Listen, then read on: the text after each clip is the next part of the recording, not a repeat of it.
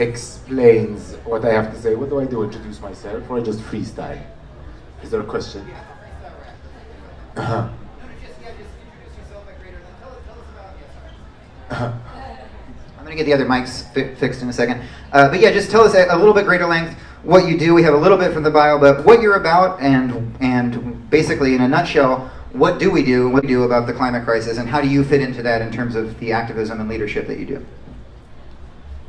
Okay, so I'm co-founder with Emily of an organization called Rave Revolution.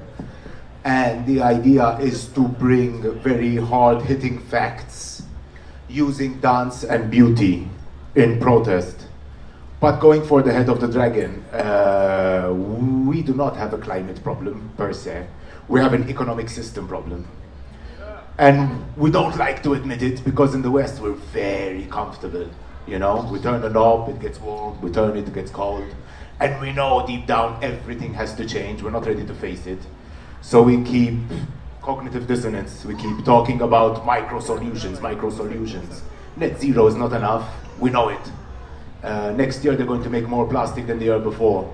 They're drilling more oil and gas than ever. So we shouldn't be talking about transition, we should be talking about root cause, system change, and then transition after. We're 52 years late for sustainable. Now it needs to be regenerative. And this isn't me being cynical or pessimist, it's the point of view. If you cannot step out of the reality of capitalism, you think I'm being pessimist, but I'm not. We need to save the planet, not the economic system.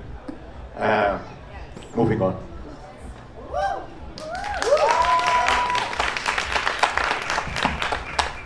Hey guys, I'm Emily, also co-founder here with Tom from Rave Revolution. Our goal at Rave Revolution is to highlight the fact that the economic system is the driver of climate collapse, and we are not in a time of climate change, we are in a time of climate collapse.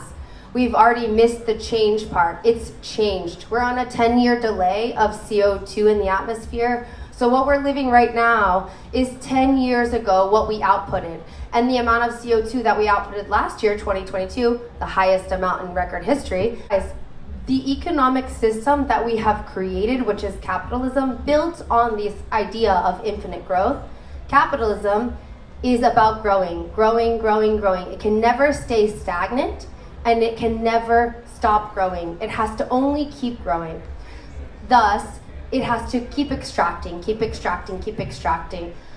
Capitalism, growth, and natural resource extraction have a one-to-one correlation. We want to change the metric of how we are measuring growth. What does growth look like? Why does it not take into account environmental factors, health and well-being of humans, health and well-being of all living species, not just humans, all the species that are going extinct? We've lost 70% of all non-human species since 1969, 1970. Guys, this is impossible. If we keep growing the way that we are now without correlating our growth metric system to environmental degradation, we are just asking for suicide as a species. So we are here to try to change the growth metric system to be more fair, balanced, and to capture variables such as non-human life and all living beings and social and human well-being. Thank you. My name is Ippolito. I'm an activist, and I do everything from aggravate you all in the streets here to Capitol Hill and there in between. We just had a beautiful vegan Earth Day march. This is your fight too! Wake up, wake up! This is your fight too! Wake up, wake up! This is your fight too! That House of Yes hosted us next door at the end of it. So thank you for all that attended.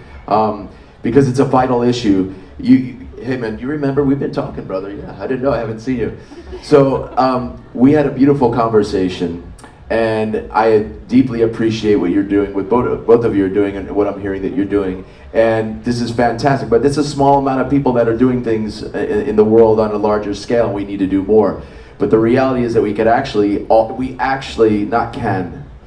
we must implement change in our own lives so that we do not financially support systems that are completely against everything that we fully believe in. Anybody here against racism? Really, honestly, yeah? Sexism, homophobia, great. All forms of oppression, they're out, right?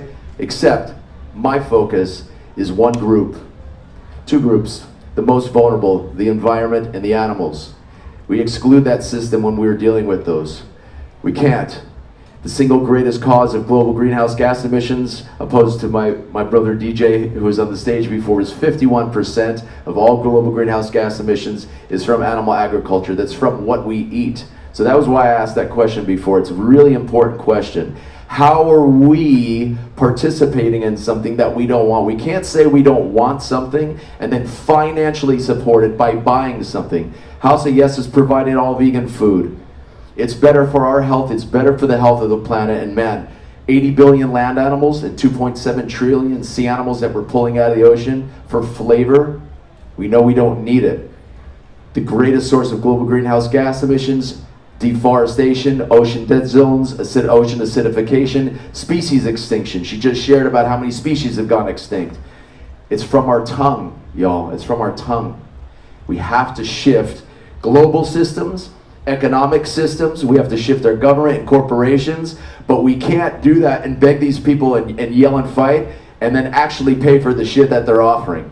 So that's what I'm here to do. Thank you for your time. Let's hear this, brother. Woo! Don't worry about this thing.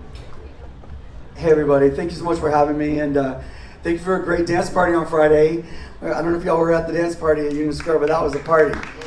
I'm still very, very sore. 6 hours of dancing. My name's Todd Fernandez. I go by Tiff in the Radical Fairy community. I'm an activist. I've dedicated now my life to the cause. Before that, I worked on the Equality Act. 2008, I went to Africa for a year and ended up back in the closet, living in fear, total fear as a gay man in Ethiopia and South Africa. And it sent me on a journey where nothing is more important. It sent me on a healing journey, really, to understand the anger and rage that I had inside me because of the oppression, because of the abuse.